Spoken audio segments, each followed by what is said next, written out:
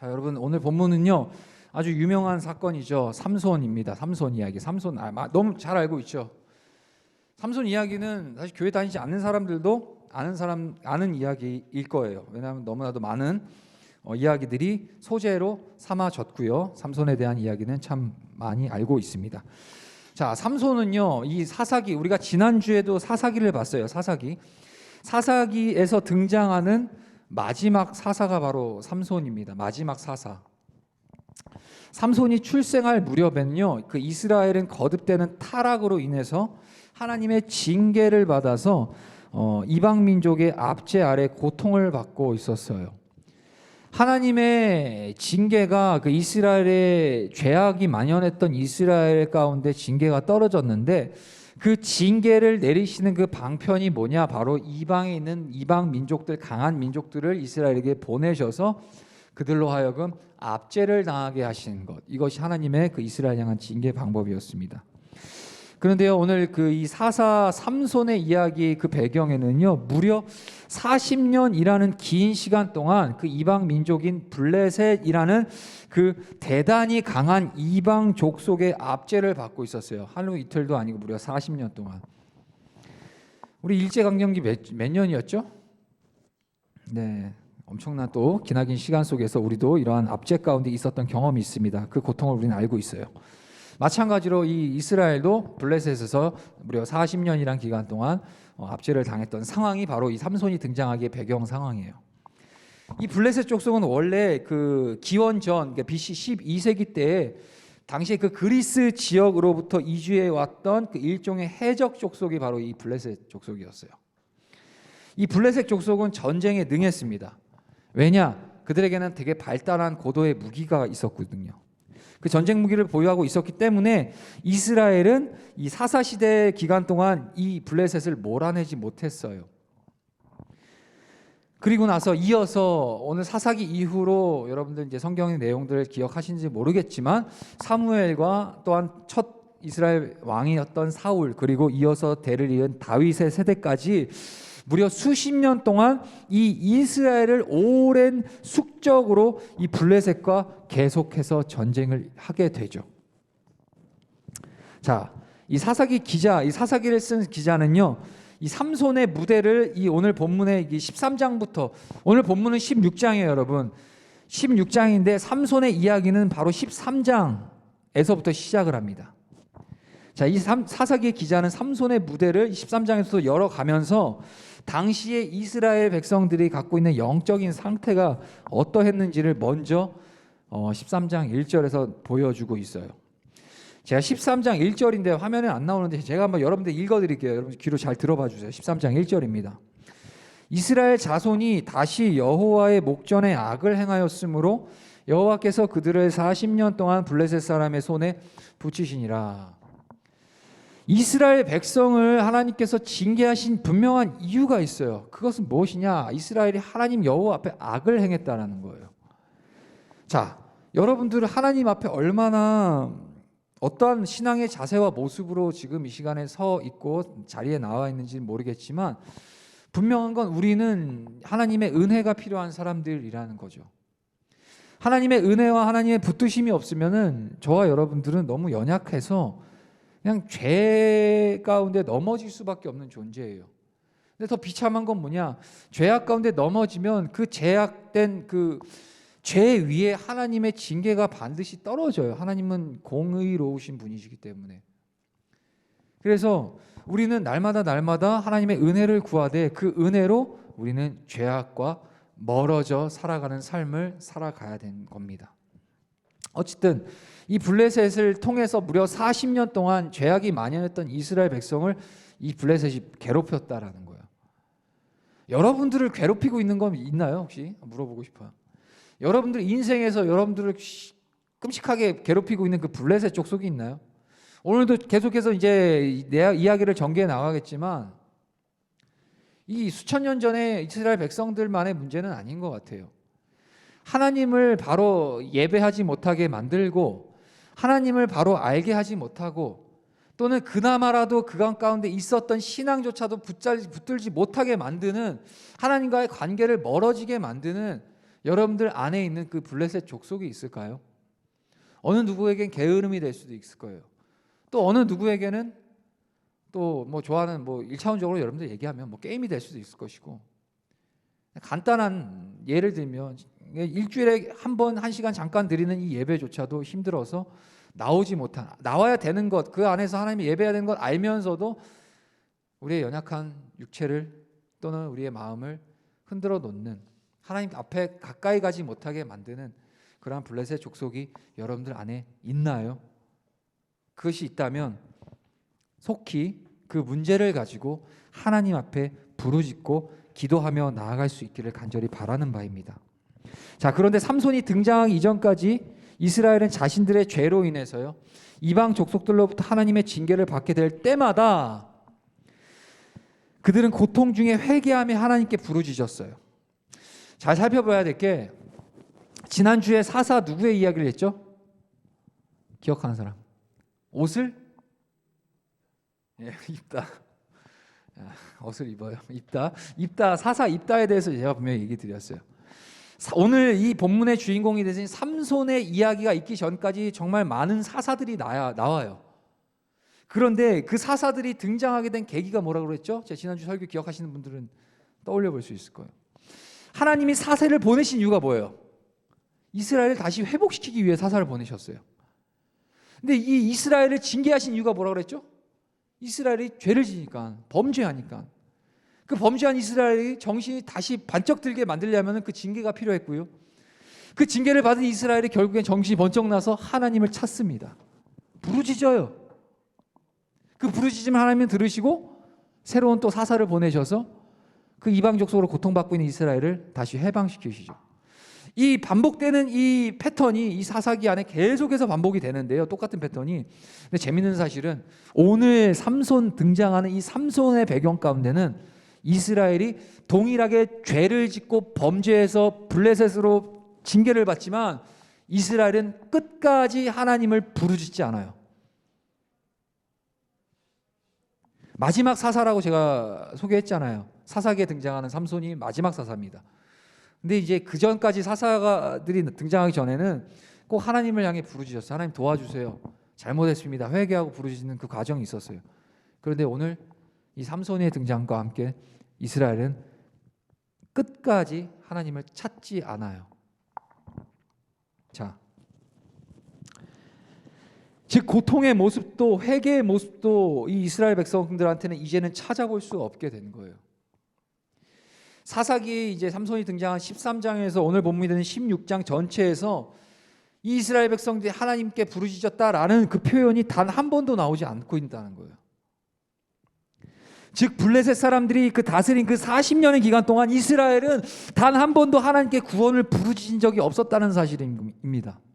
자, 그렇다면 죄가 오랫동안 지속될 때 그 죄에 대한 회개가 사라져 버린 거예요. 죄에 그냥 우리가 묻어져 버린 거예요. 이제는 내가 죄 짓고 있는 건지, 하나님 이걸 기뻐하시지 않는 죄악인 건지, 이제는 그 인식조차 사라지고 죄에 너무 파묻혀서 이제는 이게 죄인지 이게 선인지도 분별 못하는, 죄가 죄라는 걸 알면 죄 짓는 나의 모습을 하나님 앞에 회개하고 나아가는 게 마땅한데 어느 순간 이제 익숙해져 버린 거예요. 그러한 모습이 오늘 이 블레셋 앞에서 고통당하는 이 이스라엘 백성들, 끝까지 하나님의 징계 가운데 이스라엘을 하나님이 돌아오라 회개하라고 얘기하시는 그 과정을 인지하지 못하고 여전히 자꾸 다른 곳을 찾아다니는, 하나님이 아닌 다른 곳에 눈길을 두고 있는 그 이스라엘 백성들의 영적인 상태를 지금 보여주고 있는 겁니다. 오랜 세월 반복된 이 이스라엘의 죄와 타락은 결국 그들의 마음에서 회개하고자 하는 마음조차도 말려버리게 된 거죠. 결국은 죄 속에 안주하면서요, 이 죄를 즐기는 지경에까지 이스라엘 백성이 타락하게 된 겁니다. 죄에 대해서 여러분 둔감하게 되면요, 그러면서 죄를 지속적으로 범하게 되면 결국엔 이 죄를 해독해낼 수 있는 이 해독제가 되는 회개의 기능이 마비되게 되는 거예요.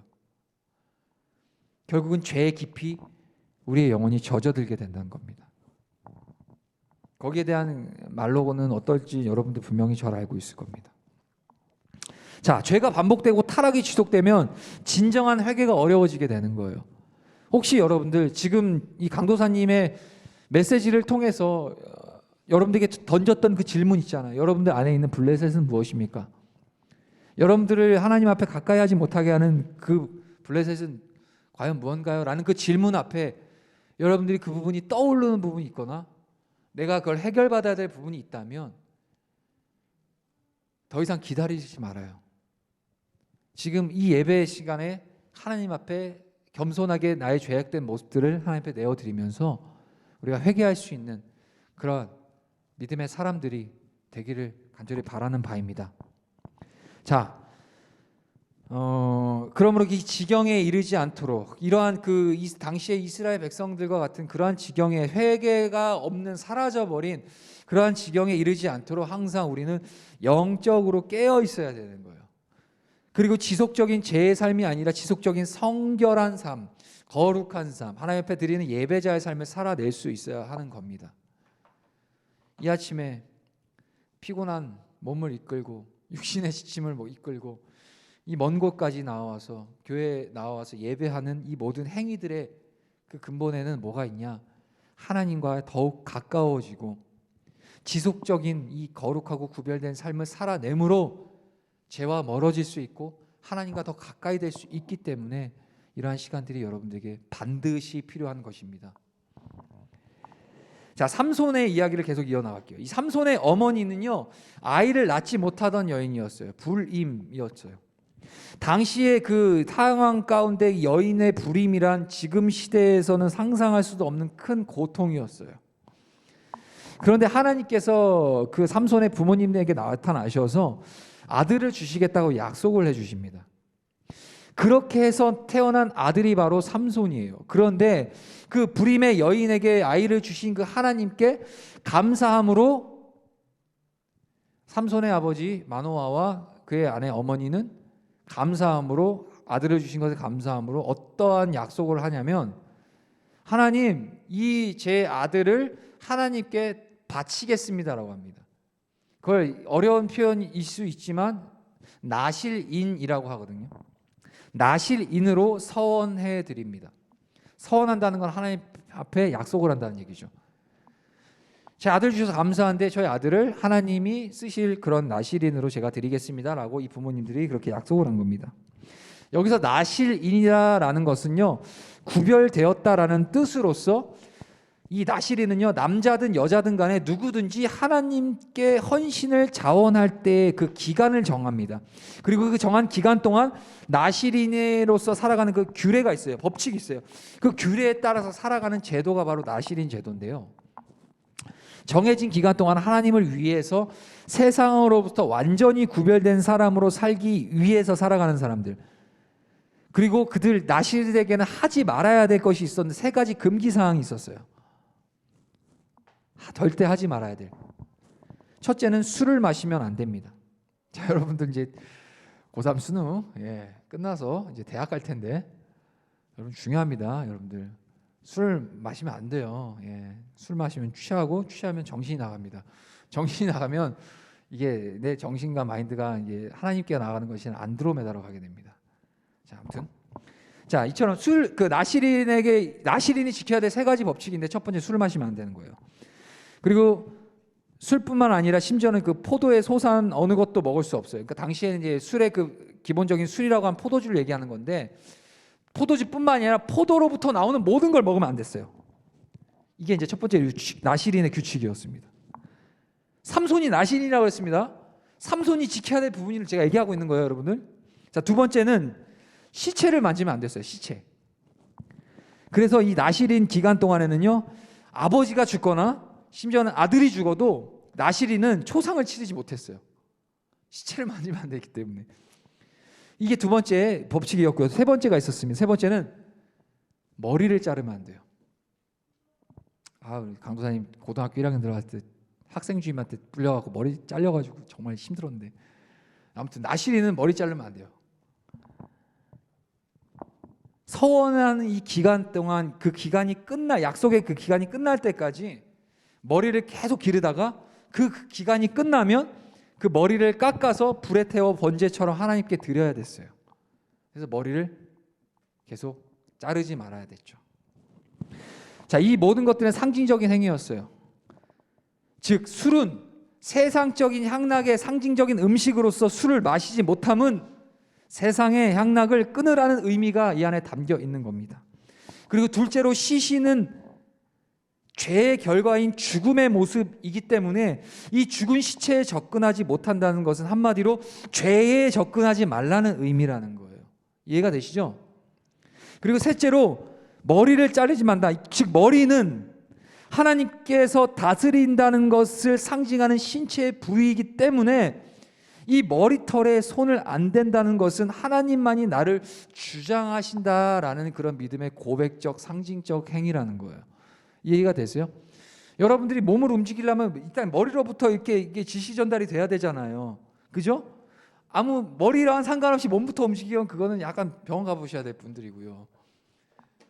그렇기 때문에 머리에 있는 그 머리를 자르지 말라는 그 의미가 내 삶의 주인이 하나님께 있습니다라는 그런 믿음의 고백이라는 거죠. 자, 그래서 마지막에 잘라서 나중에 이제 그 기간이 찔러서 머리를 마지막에 잘라서 하나님께 온전히 바치는 거예요. 그러니까 나실인의 이 3대 금기 조항은 한마디로 얘기하면 세상으로부터 완전한 분리, 하나님께는 완전 헌신하는 것을 보여주는 거라는 사실입니다. 여러분들 이 나실인이 갖고 있는 이 상징적인 이 행위들이 오늘 우리에게도 적용이 된다는 사실을 알고 계시나요? 단지 삼손이 나실인이기 때문에 이야기 속에서 머리를 이렇게 그 여인의 유혹에 넘어가서 머리를 잘려서 힘이 빠져가지고 블레셋에서 눈이 뽑히고 가서 옥에서 맷돌을 굴리면서 결국엔 비참한 최후를 맞이한다. 이 정도 얘기, 그 옛날 얘기가 아니고요. 우리 지금 예수 그리스도로 말미암아 우리가 구원을 받는 성도인 우리들에게 적용되는 얘기예요. 물론 이때처럼 막 시체를 만들면 안 된다, 뭐 포도주를 마시면 안 된다, 뭐 머리를 자르면 힘이, 이게 아니라 이런 부분을 가지고 나가는 것이 아니라 나실이 뭐라고 했습니까? 하나님 앞에 삶을 맡겨드리는 삶, 그리고 하나님 세상과는 구별된 삶을 사는 삶, 그게 바로 나실인 아닙니까? 저와 여러분들이 나실인이에요. 저와 여러분들이 그런 구별된 삶을 살아야 될 하나님의 성도고요, 백성들이라는 사실입니다. 자, 블레셋 지도자들은 이 삼손이, 오늘 본문에 보면 삼손이 유혹에 빠집니다. 어떤 유혹에 빠지냐? 여자의 유혹에 빠져요. 그 아주 그냥 삼손의 눈에 매혹적이고 매력적이고 느낀 그 여인의 이름이 뭐냐? 들릴라라는 여인입니다. 그 들릴라라는 여인이 이제 이스라엘의 대적이었던 블레셋이 들릴라 여인에게 찾아가서 그 여인을 협박합니다. 또는 딜을 합니다. 뭐라고 하냐? 삼손이 저렇게 힘이 세서 우리가 지금 이스라엘을 제대로 지금 장악하지 못하는데 저 삼손을 잘 구슬려 살려가지고 그 삼손의 힘의 원천과 근원인 비밀을 들릴라야 네가 좀 알아내라라고 해요. 그러지 않으면 니네 가족들 우리가 다 죽일 거고, 만약에 그렇게 한다면 은 30냥을 내가 너희에게 주겠다. 대단한 돈이, 큰 돈이거든 당시. 그러니까 그렇게 제안을 하죠. 그걸 듣고 들릴라가 혹해서 자기에게 폭 빠져버린 삼손에게 얘기를 합니다. 여보 뭐 여보인지 뭔지 모르겠지. 아무튼 자, 자기야 어떡하냐, 자기의 힘의 원천이 어디서 나오는지 나 정말 너무 궁금해. 나 어디 가서 얘기 안 할 테니까 알려줘 라고 했는데, 처음에 삼손은 단번에 알려주지 않아요. 무려 3번이나 거짓말로 알려줘요. 그래서 다행히도 위기를 모면할 수 있었습니다. 근데 4번째, 이제 3번이나 들릴라가 이제 당신의 비밀을 알려주세요 했을 때 다른 거짓된 비밀을 알려줘요. 그래서 속은 거죠, 들릴라가. 3번이나 속으니까 이제 마지막 4번째 되니까 와, 이제 진짜 이제 화가 난 거죠. 그럼 우리 헤어져. 우리 헤어져. 나를 별로 안 좋아하는 것 같아. 나를 사랑하지 않는 것 같아.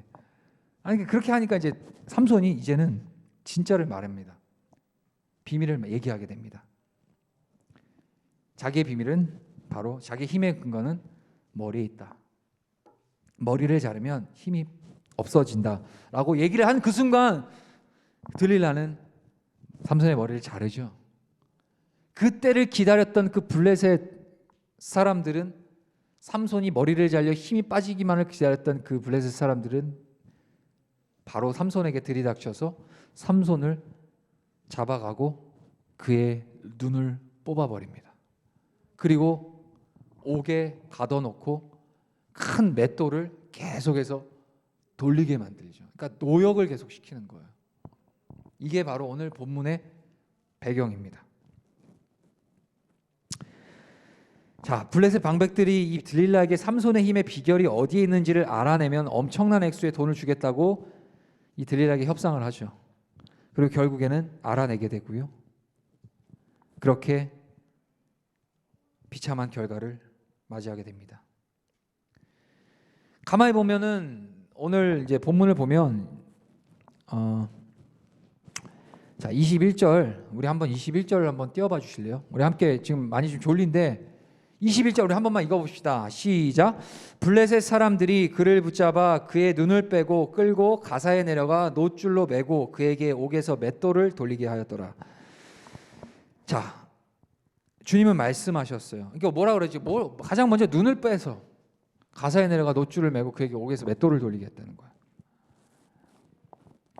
삼손은 블레셋 사람들에게 잡혀서 두 눈을 뽑히고요, 옥중에서 큰 맷돌을 돌리게 되었습니다. 어쩌면 이 상황 자체가 우리가 이 성경을 읽고 있는 보는 이의 눈시울을 적시게 하는 아주 가슴 아픈 슬픈 장면이에요. 하나님의 사람, 하나님의 그 나실인 거룩한 하나님의 사람이 비참한 모습으로 하나님을 대적하는 저 이방 대적들에게 이 꼴, 욕모양 욕꼴이 당한 이 모습을 보면서 정말 얼마나 가슴이 아픕니까? 역사의 영웅이고 시대의 걸물이었던 그가 이제는 두 눈을 뽑힌 채 놋줄에 매여서 고통스러워하는 그 모습을 연상해 볼 때 이스라엘의 소망이 송두리째 뽑힌 것 같은 아픔이 우리 안에 일어날 수 있습니다. 그리고 또 한편은 이 눈이 뽑혔다는 것은 안목의 정욕에 사로잡혔던 그 이쁜 여자만 쫓아다녔던 그 사사의 눈이 뽑힘으로써 두 눈을 잃었다는 사실은 마치 그가 가졌던 안목의 정욕, 그 정욕을 뿌리 뽑으라는 하나님이 주신 상징적인 교훈과도 같다라는 거예요. 예수님 이런 말을 하셨어요. 만일 너희 눈이 시험에 들게 한다면 그 눈을 뽑아버리는 게 낫고, 그 손이 너희를 범죄케 하면 그 손을 잘라버리는 게 낫다 라고 이렇게까지 극단적으로 얘기하셨는데, 이것은 우리들에게 신체 불구자가 되라는 얘기를 하시는 것이 아닙니다. 여러분 정확하게 이해하셔야 돼요. 이건 뭘 얘기를 하시냐, 눈으로 보는 장면이 죄의 유혹이 된다면 그 아예 보지도 말라는 뜻이에요. 그리고 손으로 행하는 일이 죄를 범하게 만든다면 그 또한 하지 말라고 말씀하시는 거예요. 하나님의 자녀들은 이 죄가 주는 유혹 앞에 단호하게 거절할 수 있어야 되고요, 죄의 자리를 벗어날 수 있어야 하는 거예요. 죄는 피하든지 끊든지 둘 중에 하나밖에 없는 거예요. 적당히 가지고 있다가 나중에 또 필요하면 죄를 꺼내서 막 죄를 사용하고, 이거 아니에요. 그 자리를 단번에 돌이키든지 끊어내든지 하셔야 되는 겁니다. 여러분들이 잘 알고 있는 요셉 이야기 알죠? 요셉이 어떤 사람이었어요? 하나님 앞에 자신이 서 있다라는 걸 늘 하나님의 존재를 인식하던 사람이었어요. 그 보디발 그 아내, 그 종으로 살았잖아요, 요셉이. 그 안에서 그 주인 마마님, 아주머니가, 주인이 유혹을 하는데 그 유혹을 뿌리치고 나가죠. 요셉이 잘생겼나 봐요. 외모가 강도사님 닮아서. 예, 죄송합니다. 자, 단번에 거절해요. 하다 그 유혹 가운데 넘어질 것 같으니까 요셉이 어떻게 행동하죠? 그냥 옷을 내동댕이 치고 그냥 도망가 버려요. 그 죄 현장에서 바로 뒤도 안 돌아보고 돌아버리게 된다죠. 돌아가게 되는 거죠. 여러분들 신앙인의 자세, 우리 그런 자세가 필요해요. 적당한 거 없어요. 적당히 죄와 타협할 것도 아니고요. 하나님과는 죄는 섞이실 수가 없는 그러한 관계이기 때문에. 그렇다면 여러분들 다시 한번 묻습니다. 여러분들 안에 여러분들의 유혹을, 여러분들 죄로 넘어지게 만드는 그 유혹거리가 뭔가요? 또 여러분들에게 있어서 여러분들을 이렇게 혼란스럽게 만드는 들릴라는 또 누군가요? 다시 한번 또 깊이 한번 고민해 보시라는 거예요. 여기 있는 어느 누구도 하나님 앞에 죄 없다, 나 깨끗하다, 정결하다 할 사람 아무도 없습니다. 사람들은 알지 못하고 주변 내 지인들은 알지 못해도 적어도 나는 알고 하나님은 아시는 그 죄의 문제들이 있을 거라는 거예요. 어쩌면 그게 우리를 하나님께로 깊이 가지 못하게 만들고 우리의 신앙을 쥐어 흔드는 들릴라와 같은 그런 유혹의 죄의 모습일 수 있습니다. 자, 마무리할 거예요. 22절 마지막 절 좀 주세요. 함께 읽을게요. 시작. 그의 머리털이 밀린 후에 다시 자라기 시작하니라. 참 재밌습니다. 이 상황 자체가. 이 21절까지만 해도 이 삼손이 비참한 상황 가운데 놓이죠. 보는 이마다 눈시울이 막 적실 만큼 하나님의 사람이었고 하나님의 구별된 백성이고 놀라운 하나님의 영웅이었는데 하루아침에 죄에 넘어가서 비참한 꼴로 눈이 뽑히고 이방 대적에게 고난을 고통을 당하고 있는 모습 속에서 그렇게 마무리되는 게 아니라 이 마지막 22절에는 어떤 이야기를 담고 있죠? 약간 마치 여러분들 그 어벤져스나 이런 마블 영화들 보면 요즘에 영화 끝나면 안 나가요. 그죠? 쿠키 영상이 있어요. 쿠키. 요즘에는 그 쿠키 영상 막 2개, 3개씩 하더라고요. 지루해 죽겠어요. 자, 아무튼 이 쿠키 영상을 딱 추파를 던지죠. 결국엔 그걸 힌트가 돼서 그 다음 시즌이나 다음 편에 대한 예측을 하는 거죠. 그렇잖아요. 마치 저는 이걸 보면서 우리 하나님이 이 성경 안에 담겨놓으신 쿠키 영상이구나 라고 저는 그렇게 생각을 해봤습니다. 비참한 종말로 그렇게 죽음으로 끝날 것만 같았는데 흔트를 남겨놓으신 거예요. 그의 머리털이 밀린 후에 다시 자라기 시작하니라. 이 성경 기자가 이 말씀을 기록하고 있는 이유가 뭘까요? 그것은 어둠을 밝히려는 한 가닥의 빗줄기를 비추어 주기 위한 목적이신 거예요. 희망의 불씨가 다 꺼지고 소망의 빛이 사라진 곳이라도 언제나 찾아보아야 할 그 하나님의 소망의 빛이 그곳에도 있다라는 메시지를 성경 기자는 얘기하고 싶은 거예요. 하나님의 사람들은 아무리 실패하고 아무리 넘어져도 다시 일어날 수 있는 사람들이에요. 하나님께서 함께 하시면, 그 하나님이 함께 하시면 하나님께서 우리를 일으키시기 때문에 아무리 어두운 이러한 상황 속에서도, 이러한 코로나와 같은 정말 지긋지긋한 상황 속에서도 우리는 하나님의 성도로서 다시 재기의 가능성을 잊고 재건할 수 있는 소망이 우리 안에 있는 것입니다. 상황 앞에, 환경 앞에 여러분들 낙심하고 절망할 이유가 없어요. 어려움이 있습니까? 이 상황에 답답함이 있습니까? 여러분들 인생 가운데 막혀있는 어떤 담이 있습니까? 가장 먼저 해야 될 것은 하나님을 찾으세요. 하나님이 우리를 내버려 두지 않으십니다. 그의 머리털이 밀린 후에 다시 자라기 시작하니라. 삼손에게 있어서 그 머리털이 뭐죠? 단순히 힘의 상징인가요? 아니에요. 여러분들 죄송한 얘기지만 본문 20절 하반절을 한번 같이 읽고 여호와께서 밑에 여호와께서부터 다시 한번 읽어보겠습니다. 시작. 여호와께서 이미 자기를 떠나신 줄을 깨닫지 못하였더라. 삼손이 머리를 잘리니까 힘이 사라졌어요. 근데 그 머리의 근원이 힘의 근원이 머리카락에 있는 것이 아니라 결국엔 뭐냐? 하나님이 그와 함께 하셨기 때문에 저 블레셋 대군들을 무찌를 수 있었고 이스라엘을 지켜낼 수 있었던 거였어요. 근데 안타깝게 또 삼손은 머리가 잘리는 그 순간까지도 끝까지 그는 망각하고 있었다는 게 하나님이 자기를 떠났다는 걸 모르고 있었다는 거예요. 그렇게 비참한 상황을 맞이한 이 삼손.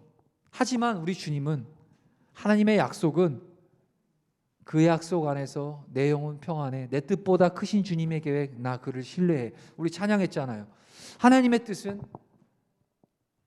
삼손을 통해서, 아니 나아가 그 이스라엘을 향해서, 하나님의 백성 이스라엘을 향해서, 그리고 성도인 우리를 향해서 끝까지 그 약속은 하나님은 신실하게 지켜나가고 계신 그 모습, 삼손의 머리가 자기도 모르게 점점점 다시 자라나고 있는 그 소망의 빛이 저와 여러분들 우리 인생 가운데, 그리고 우리 고등부 가운데 비추어질 수 있길 간절히 소망합니다.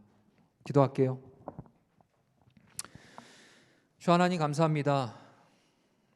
우리에게 진실한 주님의 소망의 그 빛이 필요합니다.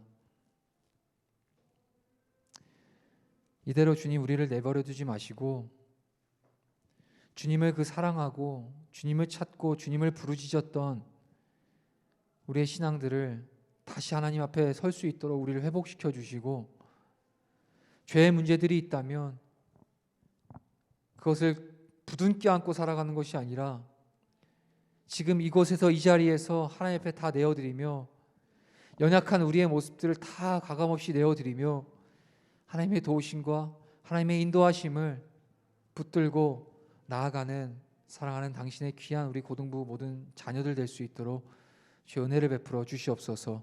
감사드리며 예수 그리스도의 이름으로 기도합니다.